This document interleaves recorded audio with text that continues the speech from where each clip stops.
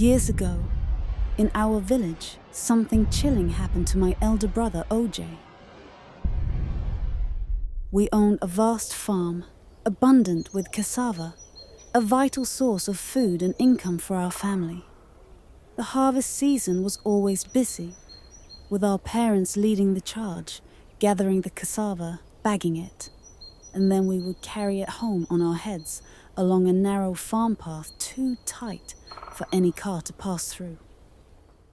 One day, while my brothers and I were at school, our mother went alone to the farm.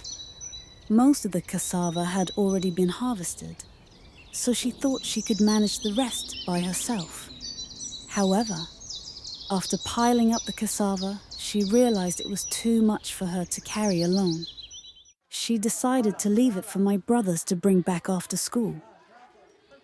After lunch, my brothers came up with a plan to use our father's old bicycle to transport the cassava.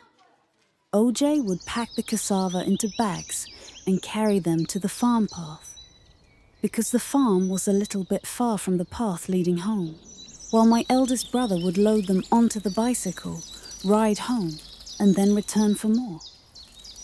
The first trip went smoothly.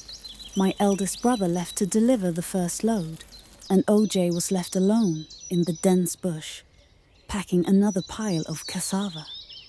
As he worked, he suddenly heard footsteps behind him. When he turned around, he saw a strange woman approaching, her eyes fixed on him in a bizarre, unsettling way.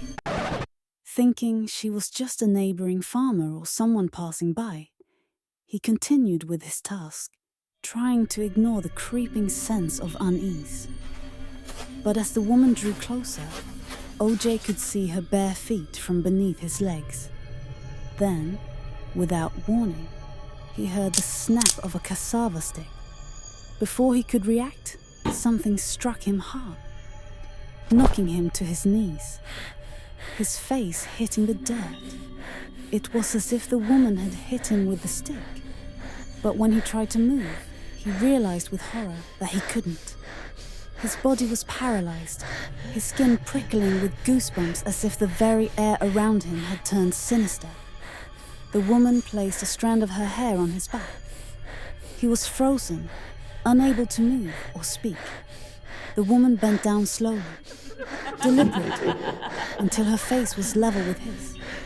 Her mouth twisted into a grotesque smile, a sight so terrifying that OJ began to sweat profusely. He was terrified, his body trembling. But he couldn't scream, couldn't shout for help. He was trapped in his own body,